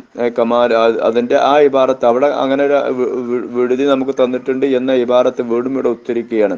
വജ്സഹു കമാലു സല്ല കദാലിക എന്നാണ് പറഞ്ഞത്. എന്നിട്ട് പറഞ്ഞു ബി ഖിലാഫി മാ ഇദാ അജസ അനി ത്വഹാറത്തി ഹസ്സൻ ഔ ശറഅൻ അത് മറ്റൊരു വിഷയം. അതായത് നമുക്ക് ശുദ്ധി പിന്നെ മുത്തനജിസായി അത് നജസായ ഒരു സാധനമാണെങ്കിൽ അതിനെ കഴുകാനും വൃത്തിയാക്കാനും ഒക്കെ കഴിയുമെങ്കിൽ പിന്നെയും അതിനെ തന്നെ ചെയ്തു നിൽക്കുന്നു രീതി കൊണ്ടുവന്നാൽ അത് തെറ്റാണ് എന്നതാണ് പറഞ്ഞത്. അപ്പോൾ അങ്ങനെ ഉണ്ട് എന്നിട്ട് അത് ഒഴിവാക്കുക. മുത്തനജിസായ വസ്ത്രമുണ്ട്, അത് ധരിച്ചാൽ ശരിയാവുകയില്ലല്ലോ, അതിന്റെ പേരിൽ അതിനെ മാറ്റിയിട്ട് നഗ്നനാകുക എന്നത് അനുവദനീയം ഒരിക്കലുമല്ല. മറിച്ച് ഒന്നും ഇല്ലാതെ അത്രക്കും ബുദ്ധിമുട്ടായി വന്നിട്ടുണ്ടെങ്കിൽ ആ ഒരു ഘട്ടത്തിൽ ഇസ്തിറാറിന്റെ ഘട്ടത്തിൽ ഒരു ജവാസ് നമുക്ക് തന്നു എന്നേ ഉള്ളൂ. അപ്പൊ അതിന് രണ്ടാമത്തെ സത്റുൽ ഔറത്തിനെ മറക്കലാണ് എന്ന് മറക്കണം. ഇനി ഈ ഔറത്ത് മറക്കുക ശുദ്ധി എന്ന് പറഞ്ഞത് തവാഫിൽ നിർബന്ധമാണ്. അപ്പൊ ഈ ശുദ്ധി ഇല്ലാതെ വന്നു, അല്ലെങ്കിൽ ഔറത്ത് വെളിവായിട്ട് വന്നു, എന്നാൽ എന്ത് വേണം എന്ന് ചോദിച്ചാൽ അതിന്റെ ഇബാറത്ത് ജുദ്ദിദ എന്നാണ്. ജുദ്ദിദ, അവനെന്താക്കണം? തജ്ദീദ് ചെയ്യണം. എന്തിന്? ത്വഹാറത്ത് നഷ്ടപ്പെട്ടാൽ ആ ത്വഹാറത്തിന് എടുത്തു കൊണ്ടുവരണം, അത് ശുദ്ധി ഉണ്ടായിരിക്കണം. ഔറത്ത് മറക്കലാണെങ്കിൽ പോയതെങ്കിൽ ആ ഔറത്ത് മറക്കലിന് അവന് കൊണ്ടുവരണം. പിന്നെയോ എന്ത് വേണം? അലാ തവാഫിഹി ഇല്ലം തഅമ്മദ് ദാലിക വതാലൽ ഫസ്ലു എന്നാണ്. അതായത് തവാഫ് ചെയ്തുകൊണ്ടിരിക്കുന്ന സമയത്താണ് അവന്റെ ശുദ്ധി നഷ്ടപ്പെട്ടത്, അല്ലെങ്കിൽ ഔറത്ത് വെളിവായത്. അപ്പൊ എന്ത് ചെയ്യണം? പെട്ടെന്ന് തന്നെ അതിനെ തജ്ദീദ് ചെയ്യുകയും ബാക്കി ഉള്ളതിനെ എടുത്തു വീട്ടുകയുമാണ് ചെയ്യേണ്ടത്. എപ്പോൾ അവൻ കരുതി കൂട്ടിയിട്ടാണോ ഔറത്ത് വെളിവാക്കിയത് എങ്കിൽ ഈ മസ്അല ബാധകമല്ല. അതുപോലെ തന്നെ ഔറത്ത് വെളിവായി കുറെ സമയം ദീർഘിച്ചതിന് ശേഷം പിന്നെയാണ് മറക്കുന്നത് എങ്കിലും ശരിയല്ല, തവാഫ് ആദ്യത്തുനിന്ന് ഒന്നാമതായിട്ട് കൊണ്ടുവരേണ്ടി വരും. ഇങ്ങനെ സമയം ദീർഘിക്കുകയോ സമയം ദീർഘമാവുകയോ അവൻ കരുതി കൂട്ടി ചെയ്യുകയോ ചെയ്തിട്ട് ഇല്ല എങ്കിൽ അവിടെ എന്ത് ചെയ്യാം? അതിന്റെ ബാക്കി, അപ്പൊ 2 തവാഫ് കഴിഞ്ഞതിന് ശേഷമാണ് ഇങ്ങനെ ഉണ്ടായതെങ്കിൽ ആ ബാക്കിയുള്ളതിന് മേൽ അവന് തുടർന്നു പോകാം. അതുപോലെ തന്നെ ത്വഹാറത്തും അങ്ങനെ തന്നെയാണ്. ശുദ്ധി അവന് നഷ്ടപ്പെട്ടു, ഉടനെ തന്നെ അവന് വുളു ചെയ്യാനും അവന് കഴുകുകയും ചെയ്താൽ അവൻ ബാക്കി 2 കഴിഞ്ഞോ അല്ലെങ്കിൽ 3 കഴിഞ്ഞിട്ടുണ്ടെങ്കിൽ ബാക്കിയുള്ള 4ന് തുടങ്ങിയാൽ മതി. പക്ഷെ ഇന്ന് അത് പ്രായോഗികമാകാൻ സാധ്യത കുറവാണ്. കാരണം വുളു ചെയ്യണമെങ്കിലോ അതിനൊക്കെ കുറച്ച് അങ്ങോട്ടും ഇങ്ങോട്ടും തിരിച്ചും മാറിയൊക്കെ വരേണ്ടി വരും. അപ്പോൾ ഫസ്ല് ദീർഘമാകും, അതായത് സമയം ദീർഘമാകും. അതുകൊണ്ട് എന്ത് വേണ്ടി വരും? ആദ്യം ചെയ്തതിനെ പരിഗണിക്കപ്പെടുകയില്ല, ആദ്യത്തിൽ തുടങ്ങേണ്ടി വരും. അങ്ങനെ അല്ലാത്ത ഒരു കോലത്തിൽ വരികയാണെങ്കിൽ നമുക്ക് എന്താവും? അത് ശരിയാവും എന്നതാണ് മനസ്സിലാക്കാനുള്ളത്. പിന്നെ ത്വാഫ് ചെയ്യുന്ന സമയത്ത് അതിന്റെ മൂന്നാമത്തതിലേക്ക് പ്രവേശിച്ചു കഴിഞ്ഞാൽ, ഇപ്പൊ 2 നമ്മൾ മനസ്സിലാക്കി. ശുദ്ധി ഉണ്ടായിരിക്കണം, ഔറത്ത് മറച്ചിരിക്കണം, മൂന്നാമത് ത്വാഫിന്റെ നിയ്യത്ത് ഉണ്ടായിരിക്കണം. മനസ്സിൽ നിയ്യത്ത് വേണമല്ലോ, വെറുതെ ഇങ്ങനെ ചുറ്റിപ്പോന്നാ പറ, നിയ്യത്ത് ഉണ്ടായിരിക്കണം. നിയ്യത്ത്, അതായത് മനസ്സിൽ കരുത്തുവാണ്. ത്വാഫിനെ കരുതലും അവന്റെ മേല് സുന്നത്താണ്. അങ്ങനെയാണ് അതിന്റെ മസല നമുക്ക് പാഠം നൽകിയിട്ടുള്ളത്. ഹജ്ജത്തുൽ വിദാഇനെ കുറിച്ചുള്ള അതിന്റെ സംഭവം, അതേക്കുറിച്ചുള്ള ഹദീസിന്റെ ഭാഗമാണ്. ഹദീസിൽ പ്രതിപാദിച്ചത് എന്ത് എന്ന ഒരു എത്തിനോട്ടം മാത്രം നമുക്ക് ഈ ചർച്ചയിലൂടെ കൊണ്ടുപോകാം. അത് മുഴുവനായിട്ട് ഇപ്പോൾ പറയില്ല, അതിന്റെ കുറച്ച് ഭാഗങ്ങൾ, വലിയ നീണ്ട ഒരു ഹദീസ് ആയതുകൊണ്ട് തന്നെ. അപ്പോൾ ആ ഭാഗത്തേക്ക് നമുക്ക് പ്രവേശിക്കാം. ബാക്കി നമുക്ക് അടുത്ത ദിവസങ്ങളിൽ പറയാം. ഇനി ദുൽഹജ്ജ് കഴിഞ്ഞാലും നമുക്ക് ഈ ക്ലാസ് അങ്ങനെ തുടർന്ന് കൊണ്ടുപോകണം എന്ന് മാനസികമായിട്ട് ഉദ്ദേശിക്കുന്നുണ്ട്. അതല്ലെങ്കിൽ അപ്പോൾ അതിന്റെ പ്രായോഗികമായിട്ടുള്ള വഴി എന്താണെങ്കിൽ അത് നമുക്ക് സ്വീകരിക്കാം ഇൻഷാ അല്ലാഹ്. അള്ളാഹു തൗഫീഖ് ചെയ്യട്ടെ. അപ്പോൾ ഹജ്ജത്തുൽ വിദാ, പുണ്യ നബി കരീം സല്ലല്ലാഹു അലൈഹി വസല്ലം തങ്ങളുടെ ആ ശ്രദ്ധേയമായ പ്രവാചകൻ ജീവിതത്തിൽ ഒരിക്കൽ മാത്രമാണല്ലോ നുബുവത്തിന് ശേഷം മദീനയിൽ താമസിച്ചതിന് ശേഷം ഉണ്ടായ ഹജ്ജ്. ആ ഹജ്ജിലാണ് എല്ലാ മസ്അലകളും, എല്ലാ കർമ്മങ്ങളുടെയും എല്ലാ വ്യക്തതയും നമുക്ക് പഠിപ്പിച്ചു തന്നിട്ടുള്ളത്. അതെല്ലാം ഹദീസിന്റെ ഭാഗങ്ങളിലൂടെ അങ്ങനെ വരുമ്പോൾ നമുക്ക് മനസ്സിലാക്കിയെടുക്കാൻ സാധിക്കും. അതിൽ ഒന്നാമത്തത് അൻ ജാബിർ ബിൻ അബ്ദുല്ലാഹ് റളിയല്ലാഹു തആല അൻഹു എന്നിവരെ തൊട്ട് റിപ്പോർട്ട് ചെയ്യപ്പെടുന്ന ഒരു ഹദീസിൽ കാണാം. അന്ന റസൂലുള്ളാഹി സ്വല്ലല്ലാഹു അലൈഹി വസല്ലം, ലോകത്തിന്റെ ഗുരു നബി കരീം സ്വല്ലല്ലാഹു അലൈഹി വസല്ലം മക്കസ ഫിൽ മദീന, മദീനയിൽ റസൂലുള്ള താമസിച്ചു 9 സിനീന, 9 വർഷം. ലം യഹുജ്ജ, റസൂൽ സ്വല്ലല്ലാഹു അലൈഹി വസല്ലം ഹജ്ജ് ചെയ്യാതെ 9 വർഷം അവിടെ താമസിച്ചു. തുമ്മ ഉദിന ഫിന്നാസ്, പിന്നെ ജനങ്ങളിൽ അള്ളാഹുവിന്റെ റസൂൽ വിളിച്ചു പറഞ്ഞു, അല്ലെങ്കിൽ അവർക്ക് സമ്മതം കൊടുക്കപ്പെട്ടു, അവരെ ക്ഷണിച്ചു. ബിൽ ഹജ്ജ്, ഹജ്ജ് കൊണ്ട്, ഫിൽ ആഷിറ 10ാമത്തെ വർഷം. അങ്ങനെയാണ് ഹിജ്റ പോയതിന്റെ 10ാമത്തെ വർഷമാണത്. അന്ന റസൂൽ അള്ളാഹി സ്വല്ലല്ലാഹു അലൈഹി വസല്ലം ഹാജൻ, റസൂലുള്ളാഹി സ്വല്ലല്ലാഹു അലൈഹി വസല്ലം ഹാജിയായിട്ട് ഹജ്ജിന് ഉദ്ദേശിച്ചുകൊണ്ടാണ് റസൂലുള്ള മദീനയിൽ നിന്ന് മുന്നിട്ട് പുറപ്പെടുന്നത്. ഫഖദിമൽ മദീന, മദീനയിൽ നിന്ന് മുന്നിട്ടു. ബഷറുൻ കസീറുൻ, ഒരുപാട് ആളുകൾ. ഫഖറജന മഅഹു, അങ്ങനെ പ്രവാചകനു കൂടെ ഞങ്ങൾ പുറപ്പെട്ടു എന്നാണ് പറയുന്നത്. ഇദാ അതൈന, അങ്ങനെ അവർ എത്തിപ്പെട്ടു, അതായത് ദൽ ഹുലൈഫ എന്ന സ്ഥലത്ത് എത്തിപ്പെട്ടപ്പോൾ, അവിടെ നിന്നാണ്, അതൊരു മീഖാത്താണ്, മദീനക്കാരുടെ മീഖാത്ത് ദൽ ഹുലൈഫയാണ്. അവിടെ എത്തിയപ്പോൾ അവർ ഇഹ്റാം ചെയ്തു എന്നാണ് പറയുന്നത്. പക്ഷെ അതിലും ഒരുപാട് മസ്അലകൾ പഠിക്കാനുണ്ട്. അത് അവിടെ എത്തിയ സമയത്താണ് അസ്മാ ബിന്തു ഉമൈസ് എന്ന് പറയുന്ന വനിത, അതായത് സിദ്ദീഖ് എന്നവരുടെ ഭാര്യയാണ്, അവരുടെ ആയിഷ ബീവിയുടെ സഹോദരിയാണ് അല്ലെ. അപ്പോ അവര് അവിടെ എത്തിയ സമയത്താണ് അവർ ഗർഭിണിയായിരുന്നു, അവർ പ്രസവിച്ചു. അങ്ങനെ പ്രസവിച്ചപ്പോൾ ഇനി എന്താണ് അവിടുത്തെ മസാല? പ്രവാചകന്റെ സവിധത്തിലേക്ക് അവർ വിവരമറിയിച്ചു. പ്രവാചകൻ പറഞ്ഞു, എല്ലാം പ്രസവിച്ചാൽ കഴിഞ്ഞതിന് ശേഷം ഉള്ള കുളിക്കലും അതുപോലെ തന്നെ വെച്ചുകെട്ടലും കാര്യങ്ങളും ഒക്കെ ചെയ്യുകയും, എന്നിട്ട് അഹ്രിമി, ഇഹ്റാം ചെയ്തോ. അപ്പോൾ അങ്ങനെ ആണെങ്കിലും ഇഹ്റാമിന്റെ നിയ്യത്ത് വെച്ചുകൊണ്ട് ഇഹ്റാമിൽ പ്രവേശിക്കാം. അമലുകൾ ചെയ്യാൻ, അതായത് തവാഫ് ചെയ്യാനും മറ്റുള്ള അമലുകൾ ചെയ്യാനേ പാടില്ലാത്തതുള്ളൂ. അപ്പോൾ ഇഹ്റാം ചെയ്തുകൊണ്ട് അവരുടെ ഒപ്പം പുറപ്പെടാൻ തന്നെ പ്രവാചകൻ കൽപ്പന കൊടുത്തു. അപ്പോൾ ഈ പാഠം ഹജ്ജത്തുൽ വദാഇൽ എല്ലാ മസലയും വന്നിട്ടുണ്ട്. പെണ്ണുങ്ങളെ സംബന്ധിച്ചുണ്ടാവുന്ന മസലകൾ മുഴുവനും ഓരോ ഘട്ടങ്ങളിൽ അവിടെ ഉണ്ടായിട്ടുണ്ട്. അതിൽ ആദ്യം തന്നെ ഉണ്ടായത് പ്രവാചകൻ ഈ അസ്മാ ബി റളിയല്ലാഹു തആല അൻഹയുടെ സംഭവമാണ്. അതാണ് അതിൽ പറയുന്നത്. ഫവലദത് അസ്മാ ബിന്തു ഉമൈസ്, അതാ സൗജത്ത് സിദ്ദീഖ് റളിയല്ലാഹു തആല അൻഹു, അതായത് സിദ്ദീഖ് റളിയല്ലാഹു തആല അൻഹയുടെ ഭാര്യയാണ് ആര്? അസ്മാ റളിയല്ലാഹു തആല അൻഹ, ആയിഷ ബീവിയുടെ സഹോദരിയാണ്. അവർ പ്രസവിച്ചു. ദുബൈർ എന്നവരുടെ ഉമ്മയുമാണ് എന്ന് അങ്ങനെ തന്നെ ആയിരിക്കണം. അങ്ങനെ മുഹമ്മദ് ഫഅർസലത് ഇലാ റസൂലുള്ളാഹി സ്വല്ലല്ലാഹു അലൈഹി വസല്ലം, റസൂൽ സ്വല്ലല്ലാഹു അലൈഹി വസല്ലം ഞങ്ങൾക്ക് അയച്ചു. ആര്? അസ്മാ എന്നവര്. കൈഫ അസ്നു, ഞാൻ എന്താണ് ചെയ്യേണ്ടതെന്ന് ചോദിച്ചു. ഖാല ഇഗ്തസിലി, നീ കുളിക്ക്, വസ്തഫ്സിരി, നീ എന്ത് ചെയ്തോ, കുളിച്ചു കഴിഞ്ഞതിന് ശേഷം നിഫാസ് ഉണ്ടായാൽ പ്രസവം കഴിഞ്ഞാൽ ചെയ്യാവുന്ന കാര്യങ്ങളൊക്കെ ചെയ്യാൻ വേണ്ടി പറഞ്ഞു. ഫിസൗബിൻ, ഒരു വസ്ത്രം കൊണ്ട്. വഅഹ്രിമി, എന്ത് ചെയ്യണം, നീ ഇഹ്റാം ചെയ്തോ എന്ന് പറഞ്ഞു. ഫസല്ല റസൂൽ സല്ലല്ലാഹു അലൈഹി വസല്ലം ഫിൽ മസ്ജിദി, റസൂൽ സല്ലല്ലാഹു അലൈഹി വസല്ലം ദൽ ഹുലൈഫയിലുള്ള പള്ളിയിൽ വെച്ചുകൊണ്ട് റസൂൽ സല്ലല്ലാഹു അലൈഹി വസല്ലം നിസ്കരിച്ചു. സുമ്മ റഖബൽ ഖസ്വ, റസൂലുള്ളാഹി സ്വല്ലല്ലാഹു അലൈഹി വസല്ലം റസൂലുള്ളാഹിന്റെ മൃഗത്തിന്റെ മുകളിൽ പുറത്ത് കയറി. ഹത്ത സ്തവത് നാഖതുഹു അലൽ ബൈദാഇ, അങ്ങനെ അതിന്റെ മുകളിൽ കയറുകയും അത് ആ മൈതാനിയിൽ നേരെ ചൊവ്വയായി അവരൊക്കെ സഫൊക്കെ ഉറപ്പിച്ച് പോവാനുള്ള തയ്യാറെടുപ്പായപ്പോൾ അഹല്ല ബിത്തൗഹീദി, അള്ളാഹുന്റെ റസൂൽ തൗഹീദിന്റെ വെളിയാളമായ ലബ്ബൈക കൊണ്ട് തഹ്ലീൽ ചൊല്ലി എന്നതാണ്. അപ്പോഴാണ് സംഭവം ഉണ്ടായത്. അപ്പോൾ ഇഹ്റാമിന്റെ മുമ്പുള്ള ഒരു കുളി അവിടെ സുന്നത്താണ് എന്ന് പാഠം നൽകുന്നുണ്ട്. കിട്ടി. അത് കഴിഞ്ഞതിന് ശേഷം, കുളി കഴിഞ്ഞതിന് ശേഷം നിയ്യത്ത് വെച്ചു, ഇഹ്റാം ചെയ്തു. ഇഹ്റാം ചെയ്തതിന് ശേഷം നമുക്ക് സുന്നത്ത് എന്നാണ് തൽബിയത്ത് ചെല്ലലാണ്. അപ്പോൾ ആ തൽബിയത്ത് റസൂലുള്ളാഹി സ്വല്ലല്ലാഹു അലൈഹി വസല്ലം അവിടുന്ന് ചൊല്ലി. അതാണ് ലബ്ബൈക അല്ലാഹുമ്മ ലബ്ബൈക ലബ്ബൈക ലാ ശരീക ലക ലബ്ബൈക ഇന്നൽ ഹംദ വന്നിഅമ ലക വൽ മുൽക്ക് ലാ ശരീക ലക എന്ന് പറഞ്ഞു. അപ്പോൾ അങ്ങനെ തസ്ബിയത്ത് ചൊല്ലിക്കൊണ്ട് മഹാനായ റസൂലുള്ളാഹി സ്വല്ലല്ലാഹു അലൈഹി വസല്ലം അവിടുന്ന് മക്കയിലേക്ക് പുറപ്പെടുകയാണ്. ഇൻഷാ അല്ലാഹ് ഹദീസിന്റെ ബാക്കി ഭാഗം നമുക്ക് നാളെ പ്രതിപാദിക്കാം. ഇനി നമുക്ക് കഴിഞ്ഞ ദിവസം നാം പഠിച്ചിട്ടുള്ള മസ്അലയുടെ ഭാഗത്തേക്ക് വരാം. മസ്അലയിൽ നമ്മൾ തവാഫിന്റെ നിബന്ധനകളാണ് പഠിച്ചുകൊണ്ടിരുന്നത്. ആ തവാഫിന്റെ നിബന്ധനകളിൽ 1ഉം 2ഉം നമ്മൾ പറഞ്ഞു. അതായത് ശുദ്ധി ഉണ്ടായിരിക്കണം, ഔറത്ത് മറക്കണമെന്ന്. അതിൽ മൂന്നാമത്തത് തവാഫിന്റെ കരുതലാണ്, നീയത്താണ്. നീയത്ത്, അപ്പോൾ തവാഫിന്റെ അമല്, തവാഫ് അമല്, ആ പ്രവൃത്തി, ആ ഫേലാണല്ലോ. അപ്പോൾ ആ ഫേലിനെ കരുതുക എന്നുള്ളതാണ്. അത് ഓരോ തൗഫത്തിലും വേണോ വേണ്ടേ എന്നതിൽ അഭിപ്രായമുണ്ട്. പക്ഷെങ്കിൽ ഒന്നിനത്തിലും വേണ്ട, ഒറ്റൊന്നിലും മാത്രം മതി. ആദ്യം അതിന്റെ നിയ്യത്ത് വെക്കുക, അതാണ് ചെയ്യേണ്ടത്.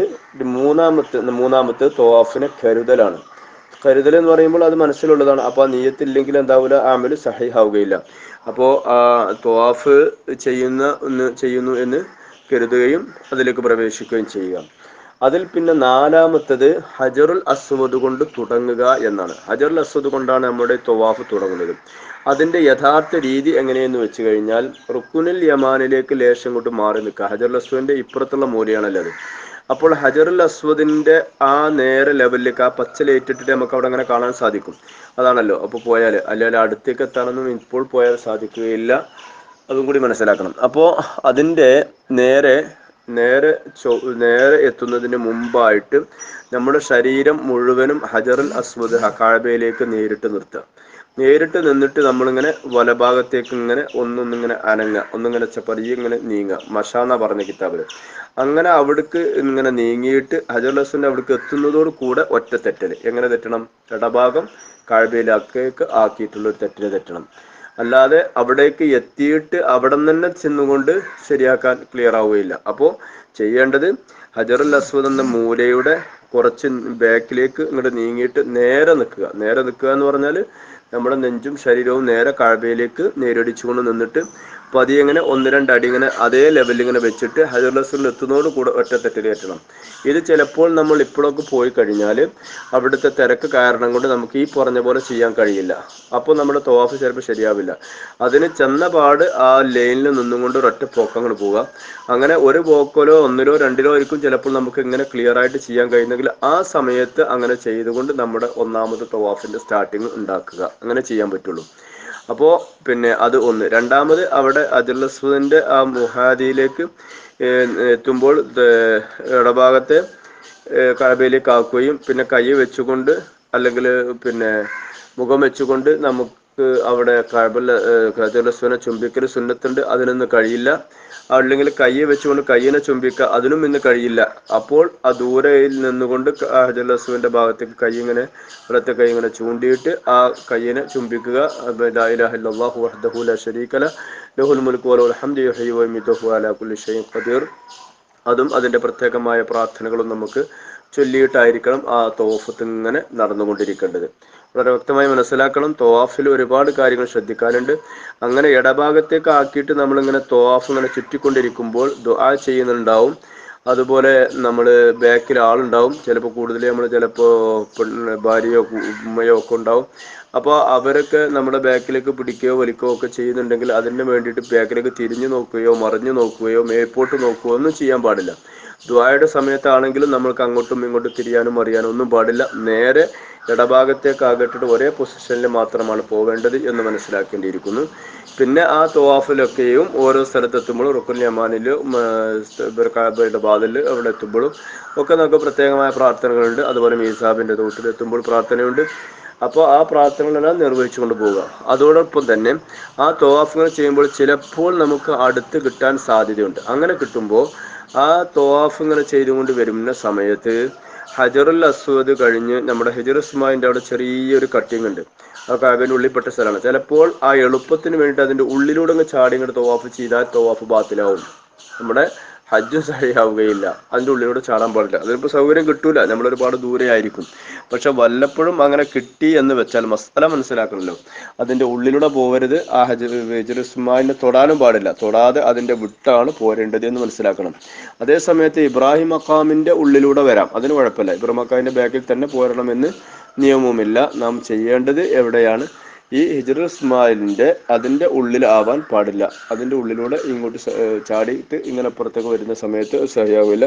പഴയ കാലങ്ങളിൽ തിരക്കൊഴിഞ്ഞ സമയത്തൊക്കെ അതിന് സൗകര്യം അവിടെ കിട്ടിയിരുന്നു, അങ്ങനെ എന്നൊക്കെ കേട്ടിട്ടുണ്ട്. അപ്പോൾ അതിന്റെ ഉള്ളിലൂടെ ആളുകൾ ചാടാറുണ്ടായിരുന്നു എന്ന് ഉസ്താദ്മാരെ ക്ലാസ് എടുക്കുമ്പോൾ പറഞ്ഞു തരാറുണ്ട്. അപ്പോൾ ഒരിക്കലും അതിന്റെ ഉള്ളിലൂടെ ചാടാൻ പാടില്ല. നമുക്ക് സ്ഥലം പോയവർക്കും കാണുന്നവർക്കൊക്കെ മനസ്സിലാക്കാൻ സാധിക്കും. അതില്ലെങ്കിൽ അത് കാണാനും ഇന്ന് ഒരുപാട് മാധ്യമങ്ങളുണ്ട്. അപ്പോൾ അത് നോക്കി നമുക്ക് കാണാൻ സാധിക്കും. അപ്പോൾ അതിന്റെ ഉള്ളിലൂടെ ചാടിയിട്ട് ഇങ്ങോട്ട് പൂർത്തിയാക്കിയാൽ ആ തവാഫ് ശരിയാവുകയില്ല. മറിച്ച് ഹിജർ ഇസ്മായിലിനെ തൊടാതെ തന്നെ അതിനെ വിട്ടുകൊണ്ട് തന്നെയാണ് തവാഫ് പൂർത്തിയാക്കേണ്ടത് എന്നും, ഇനി വല്ലപ്പോഴും അങ്ങനെ അടുത്ത് വരുമ്പോൾ അതിന്റെ ഷാദർവാനി എന്ന് പറയുന്ന ചെറിയൊരു ചെരിവ് കഅബയുടെ ഭാഗത്തുണ്ട്. ആ ഷാദർവാനിന്റെ മുകളിലും ചവിട്ടാൻ പാടില്ല. അതിന്റെയും വിട്ടാണ് പോകേണ്ടത്. കാരണം ഇവിടുന്ന് ഇങ്ങോട്ട് ആയിട്ട് തിരക്കൊഴിനോട് കൂടെ അവിടേക്ക് എത്തിച്ചേരാൻ പാടില്ല എന്നർത്ഥം. അപ്പൊ അങ്ങനെയാണ് ചെയ്യേണ്ടത്. അതാണ് അതിൽ ഒന്ന് ശ്രദ്ധിക്കാൻ. അപ്പോൾ ഹജറുൽ അസ്വദ് കൊണ്ട് തുടങ്ങുക. പിന്നെ അതിന്റെ പിന്നെ തുടങ്ങുന്നതിന് മുമ്പായിട്ട് വലഭാഗത്തേക്ക് ലേശം ചാരി നിന്നിട്ട് പിന്നെ കഅബയിലേക്ക് നേരിട്ട് അഭിമുഖമായി നിന്നിട്ട് ഒന്നിങ്ങനെ കുറഞ്ഞിങ്ങനെ നടന്ന് ശരിയാക്കുക എന്നൊക്കെ നമ്മൾ പറഞ്ഞല്ലോ. ഇതൊക്കെ തുടക്കത്തിൽ മാത്രമാണ്, അല്ലാത്ത സ്ഥലങ്ങളിൽ പറ്റില്ല എന്ന് വളരെ വ്യക്തമായിട്ട് മനസ്സിലാക്കണം. പിന്നെ അവിടുന്ന് ഇങ്ങോട്ട് കഅബയുടെ ഹജറുൽ അസ്വദിന്റെ അടുത്താണെങ്കിൽ കൈ ഇങ്ങനെ വെച്ചൊന്ന് ചുംബിക്കുക, ദൂരെയാണെങ്കിൽ ഇഷാറത്താക്കിയിട്ട് ചുംബിച്ചുകൊണ്ട് പോവുക. അതല്ലാത്ത ഇടയിലെ തവാഫിന്റെ സമയങ്ങളിൽ അതിനുവേണ്ടി മെനക്കെട്ടുകൊണ്ട് തിരിഞ്ഞു പോകാൻ പാടില്ല. അങ്ങനെ പോയാൽ തവാഫ് ബാത്തിലാവും എന്ന് വളരെ വ്യക്തമായിട്ട് മനസ്സിലാക്കണം. പിന്നെ ഹജറുൽ അസ്വദ് എന്ന് പറയുമ്പോൾ ഹജറുൽ അസ്വദ് മഹാനായ ആദം നബി അലൈഹി സ്വലാത്തു വസ്സലാമിന്റെ കൂടെ സ്വർഗത്തിൽ നിന്ന് പുറത്താക്കിയപ്പോൾ പുറത്തു വന്നതാണ് എന്ന് നമുക്ക് ഇബ്നു കസീറും അതുപോലെ തന്നെ ശുറൂഹാത്തുകളെല്ലാം നമുക്ക് പാഠം നൽകുന്നുണ്ട്. അതിൽ തന്നെ നമ്മുടെ ആനത്ത് താലിബിനൊക്കെ പറയുന്നുണ്ട്, 5 വസ്തുക്കള് സ്വർഗത്തിൽ നിന്ന് ആദം നബിയോട് കൂടെ പോന്നിട്ടുണ്ടെന്നാണ്. അതായത് ബഹൂർ എന്ന് പറയുന്ന നമ്മൾ പുകപ്പിക്കുന്ന ആ കൊള്ളി ഉണ്ടല്ലോ, ആ സാധനം അന്ന് പോന്നിട്ടുണ്ട്. അതുപോലെ തന്നെ മൂസ നബി അലൈഹി സ്വലാത്തു വസ്സലാമിന്റെ വടി, അത് അന്ന് സ്വർഗത്തിൽ നിന്ന് പോന്നതാണ്. അതായത് സ്വർഗത്തിലുണ്ടായിരുന്ന ആസ് എന്ന് പറയുന്ന മരത്തിൽ നിന്നാണല്ലോ മൂസ നബി അലൈഹി സ്വലാത്തിന് വടി പൊട്ടിച്ചിട്ടുള്ളത്, അത് അവിടുന്ന് പോന്നതാണ്. പിന്നെ വത്തീനി വസ്സൈത്തൂൻ എന്ന് പറയുന്ന അത്തീൻ, അതിന്റെ ഇലകൾ, അതിന്റെ പിന്നെ കാമ്പുകൾ, അതെല്ലാം വന്നാണ് പുറത്തു പോകുന്നത്. അതുകൊണ്ടാണല്ലോ ആദം നബി അലൈഹി സ്വലാത്തു വസ്സലാം പിന്നെ ഹവ്വാബിയും അവർത്ത് മറച്ചത്. അതിന്റെ കൂടെ വന്നിട്ടുണ്ട് ഹജറുൽ അസ്വദും പോന്നിട്ടുണ്ട്. പിന്നെ സുലൈമാൻ നബി അലൈഹി സ്വലാത്തു വസ്സലാമിന്റെ മോതിരവും അന്നാണ് പോകുന്നത് എന്നൊക്കെ നമുക്ക് പിന്നെ തഫ്സീറുകളിലും അതുപോലെ ആനത്ത് താലിബ് പോലുള്ള ഷുറൂഹാത്തിലൊക്കെ വിശദീകരണം തരുന്നുണ്ട്. അത് ആ ഭാഗത്ത് നമുക്ക് നോക്കിയാൽ കാണാൻ സാധിക്കുന്നതാണ്. അപ്പോൾ പറഞ്ഞു വരുന്നത് പിന്നെ അതില് 4-മത്തത് ഹജറുൽ അസ്വദ് തുടങ്ങുക എന്നതാണ്. അപ്പോൾ അതിന്റെ ശ്രദ്ധയാണ് നമ്മൾ ഇപ്പോൾ മനസ്സിലാക്കിയത്. 5-മത്തത് പിന്നെ കഅബം, അതായത് അൽ ബൈത്തു അൻ യസാരിഹി എന്നാണ്. അതായത് ഈ കഅബും ഈ തവാഫിന്റെ സമയത്തെല്ലാം ഇടഭാഗത്തായിരിക്കണം എന്നാണ്. നമ്മളുടെ ഈ ഇടഭാഗത്തായിരിക്കണം. ഇങ്ങനെ ചുറ്റിപ്പോകുമ്പോഴല്ല വലഭാഗത്ത് തുടങ്ങാൻ പാടില്ല, വലഭാഗത്താകാനും പാടില്ല. ഇടഭാഗം കൊണ്ടാണ് കഅബത്തെ പ്രദക്ഷിണം ചെയ്യേണ്ടത് എന്നതാണ് അതിൽ 5-മത്തായിട്ട് മനസ്സിലാക്കുന്നത്. 6-മത്തത് 7 പ്രാവശ്യമായിരിക്കണം എന്നുമാണ്. 7 പ്രാവശ്യമായിരിക്കണം. ഈ തവാഫിന്റെ ഈ പിന്നെ പൂർത്തിയാക്കുമ്പോൾ 7 ആയിരിക്കണം. അതിൽ 1-മത്തതോ അല്ലെങ്കിൽ 2-മത്തോ ഏതെങ്കിലും അതിൽ നിന്ന് തെറ്റുകയോ പിഴക്കുകയോ ചെയ്താൽ അത് പിന്നെ തലക്കന്ന് വീണ്ടെടുക്കുകയും വേണ്ടി വരും. ഇനി അതിലിടക്ക് വുളൂ മുറിയുകയോ മറ്റോ ഒക്കെ ചെയ്തിട്ടുണ്ടെങ്കിൽ, ഫസ്ല് ദീർഘമാകാതെ ആണെങ്കിൽ, പെട്ടെന്നാണെങ്കിൽ അതിന്റെ ബാക്കി എടുത്താൽ മതി. അല്ല, നമുക്ക് കുറച്ച് ദൂരം പോയിട്ടൊക്കെ എടുത്തു വരേണ്ടതാണെങ്കിൽ പിന്നെ തലക്കന്ന് തുടങ്ങേണ്ടതായിട്ടും വരും. അങ്ങനെയാണ് മനസ്സിലാക്കാനുള്ളത്. പിന്നെ അതിന്റെ സുന്നത്തിൽപ്പെട്ടതാണ് തുടക്കത്തിന്റെ സമയത്ത് പിന്നെ ഹജറുൽ അസ്വദിനെ ചുംബിച്ചുകൊണ്ടാണ് പോകേണ്ടത്. അതായത് അതും അവിടെ തിരക്കുകൾ ഒന്നും ഇല്ല എങ്കിൽ, അല്ല തിരക്കുണ്ടാക്കി അവിടെ ഒരു പിന്നെ ഉന്തും തള്ളുമൊക്കെ വരുന്ന രീതിയിൽ അവിടെ നിന്നുകൊണ്ട് ഹജറുൽ അസ്വദിനെ ചുംബിക്കാൻ നമുക്ക് കൽപ്പന തന്നിട്ടില്ല എന്നതും വളരെ വ്യക്തമായിട്ട് മനസ്സിലാക്കാൻ സാധിക്കുന്നുണ്ട്. കാരണം അത് ഉമർ ഇബ്നു ഖത്താബ് റളിയല്ലാഹു തആല അൻഹുവിന്റെ ഹദീസ് പോലൊക്കെ നമുക്ക് പാഠം നൽകിയിട്ടുണ്ട് ഇൻഷാ അല്ലാഹ്. അപ്പോൾ പിന്നെ നമ്മളിപ്പോൾ പഠിച്ചത് പിന്നെ ഷുറൂത്ത് തവാഫാണ്. അതിൽ പിന്നെ 1 ഔറത്ത് മറക്കല്, 1 തുഹൂർ ശുദ്ധി ഉണ്ടായിരിക്കുക, 2 ഔറത്ത് മറക്കല്, 3 നിയ്യത്ത്, 4 ഹജറുൽ അസ്വദ് കൊണ്ട് തുടങ്ങല്, 5 കഅബത്തെ ഇടഭാഗത്താക്കിയിരിക്കുക, 6-മത്തത് 7 പ്രാവശ്യം ആയിരിക്കുക. ഇതാണ് അതിൽ മനസ്സിലാക്കാനുള്ളത്. ഈ ഷർത്തുകൾ പാലിച്ചുകൊണ്ട് മാത്രമേ നമുക്ക് തവാഫ് പൂർത്തിയാക്കാൻ കഴിയുകയുള്ളൂ. അപ്പോൾ തുടക്കത്തിൽ ഹജറുൽ അസ്വദിനെ ചുംബിച്ചുകൊണ്ട് തുടങ്ങണം. അതിന്റെ അവിടെ വ്യക്തമായിട്ട് നമുക്ക് ഫിഖ് പഠിപ്പിച്ചു തരുന്നുണ്ട്. അതായത് ഇബ്തിദാഇ തവാഫ് എന്ന് പറഞ്ഞു അന്നഹു യുൻദബു ലഹു ഖബ്ലൽ ബുദ്ഇ തവാഫ് എന്നാണ്. തവാഫ് കൊണ്ട് തുടങ്ങുന്നതിന് മുമ്പ് അവിടെ മതാഫ് ഖാലിയാണ്, അവിടെ തിരക്കൊന്നും ഇല്ലെങ്കിലും ഹജറുൽ അസ്വദിനെ നേരെ ചുംബിച്ചുകൊണ്ട് നമ്മളെ പിന്നെ ഫമ് വെച്ചുകൊണ്ടാണ്, അവിടെ വായ വെച്ചുകൊണ്ട് തന്നെ കൈയും വെച്ചുകൊണ്ട് നമുക്ക് ചുംബിച്ച് അതിനുശേഷമാണ് തവാഫ് തുടങ്ങേണ്ടത്. തവാഫിന്റെ ഇടയിൽ ചുംബിക്കലല്ല. അതിന് കഴിഞ്ഞിട്ടില്ല എങ്കിൽ നമുക്കെന്ത് ചെയ്യാം? നമ്മുടെ കയ്യിലുള്ള വല്ല വടിയോ എന്തെങ്കിലും ഉണ്ടെങ്കിൽ അത് ഇഷാറത്താക്കാം, അല്ലെങ്കിൽ ടവലോ മറ്റുണ്ടെങ്കിൽ അത് ചൂണ്ടിയിട്ട് ഇഷാറത്താക്കാം. അതിനും കഴിയുന്നില്ലെങ്കിൽ കൈ ചൂണ്ടിയിട്ട് ആ കയ്യിനെ ചുംബിക്കാം. ഇതാണ് ചെയ്യാനുള്ളത്. അപ്പോൾ അതിൻ്റെ ഇടക്കല്ല, അത് അതിൻ്റെ തുടക്കത്തിൽ ആദ്യമായിട്ട് അതെല്ലാം ചെയ്തതിന് ശേഷം നമുക്ക് എന്ത് ചെയ്യാം, തവാഫിലേക്ക് പ്രവേശിക്കാം എന്നതാണ്. അപ്പോൾ അതും അതിൻ്റെ ഒരു സുന്നത്തിൽപ്പെട്ടതാണ്. ഇബ്തിദാഇന്റെ തവാഫിന്റെ തുടക്കത്തിൽ ഹജറുൽ അസ്വദ് ചുംബിക്കൽ. അതിനൊന്നും ഇന്ന് നമുക്ക് കഴിവാകുകയില്ല. ഇന്ന് അവിടെ ഭയങ്കര തിരക്കായിരിക്കും. അപ്പോൾ അതും പ്രതീക്ഷിച്ചുകൊണ്ട് അതിന് കാത്തുനിന്നാൽ തവാഫിന് നടക്കുകയില്ല. അപ്പോൾ അതിനായിട്ട് പിന്നെ ഒരുങ്ങിപ്പോവുക. ഇതിന് ഹജറുൽ അസ്വദ് മുത്താനായിട്ട് തന്നെ ഒരുങ്ങിപ്പോവുക. അപ്പോൾ തവാഫിന്റെ ഇടയിലോ തവാഫിന്റെ തുടക്കത്തിലോ ഈ പറഞ്ഞ സുന്നത്തിനെ നമുക്ക് മുറാഅത്ത് ചെയ്ത് ചെയ്യാൻ കഴിയുന്ന ചുറ്റുപാട് അവിടെ ഇപ്പോൾ കിട്ടുകയില്ല. കാരണം തിരക്ക് കൊണ്ട് തന്നെ. അതുകൊണ്ട് അത് തവാഫ് എല്ലാം കഴിഞ്ഞതിന് ശേഷം, തവാഫിൽ ഇപ്പോൾ നമ്മൾ ചെയ്യുന്ന ഞാൻ ഈ പറഞ്ഞതുപോലെ നമ്മൾക്ക് ഹജറുൽ അസ്വദിന്റെ കുറച്ച് ബാക്കിലേക്ക് മാറി നിന്നിട്ട് കാബയിലേക്ക് നേരെ ശരീരവും നേരിടിച്ചിട്ട് കുറച്ചും കൊണ്ട് നടന്നു വന്നിട്ട് അവിടേക്ക് എത്തുമ്പോൾ നേരെ ഇടഭാഗത്തേക്കാക്കുക. കൈ ഇങ്ങനെ ചൂണ്ടിയിട്ട് കൈയിനെ ചുംബിക്കുകയും ചെയ്തിട്ട് അങ്ങനെ തവാഫ് ചെയ്ത് നമുക്ക് പൂർത്തിയാക്കി കൊണ്ടുവരാം. ഇതെല്ലാം കഴിഞ്ഞതിന് ശേഷം പിന്നെ ഹജറുൽ അസ്വദ് മുത്താനായിട്ട് പോവുക.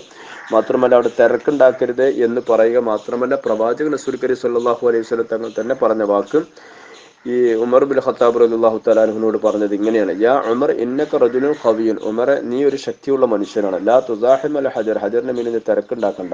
അപ്പോൾ തോതി ദഈഫ, അപ്പോൾ ശക്തിയില്ലാത്ത ആളുകൾക്ക് അത് ബുദ്ധിമുട്ടാവും. അപ്പോൾ ഇന്ന് വജദത് ഖൽവത്തൻ, അങ്ങനെ ഒഴിവ് കിട്ടുകയാണെങ്കിൽ അങ്ങനെ നീ ചെയ്തോ. വൈല്ല ഫഹല്ലിൽ വകബ്ബർ, നീ തക്ബീർ ചൊല്ലിക്കോ, നീ തഹ്ലീൽ ചൊല്ലിക്കോ എന്നാണ്. ഈ ഹദീസ് ഇമാം ഷാഫിയും അഹ്മദ് എന്നിവരും ഒക്കെ ഇതിനെ റിപ്പോർട്ട് ചെയ്യപ്പെട്ടിട്ടുണ്ട്. അപ്പോൾ അതാണ് അവിടെ മനസ്സിലാക്കാനുള്ളത് എന്ന് വളരെ വ്യക്തമായിട്ട് മനസ്സിലാക്കണം. ഇനി അടുത്തത് റുക്നുൽ യമാനിനെ കുറിച്ചിട്ടാണ്. ഇൻഷാ അല്ലാഹ് നാളത്തെ അല്ലെങ്കിൽ അടുത്ത ക്ലാസ്സിൽ നമുക്ക് അതുമായിട്ട് ബന്ധപ്പെട്ട് സംസാരിക്കാം. അള്ളാഹു തൗഫീഖ് ചെയ്യട്ടെ. പിന്നെ പറയാൻ, അത് കേൾക്കാൻ, അനുസരിച്ച് പ്രവർത്തിക്കാൻ, പ്രായോഗികമാക്കാൻ റബ്ബ് നമുക്ക് തൗഫീഖ് ചെയ്യട്ടെ എന്ന പ്രാർത്ഥനയോടെ അസ്സലാമു അലൈക്കും വറഹ്മത്തുള്ളാഹി തആല വബറകാതുഹു. അല്ലാഹു അഅലം.